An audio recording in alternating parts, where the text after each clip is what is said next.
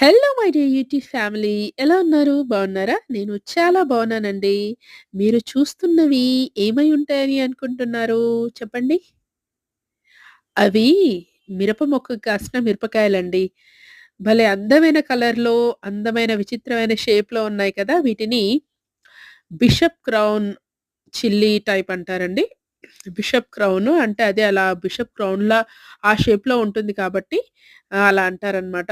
చూడ్డానికి ఎంత క్యూట్‌గా ఉన్నాయి. కానీ తింటే మాత్రం చాలా కారంగా ఉంటాయండి. ఎంత అందంగా ఉన్నాయి కదా! మీకు నచ్చాయా? నచ్చితే గనక వీడియోని లైక్ చేయండి, షేర్ చేయండి, సబ్స్క్రైబ్ చేసుకోవడం మర్చిపోకండి.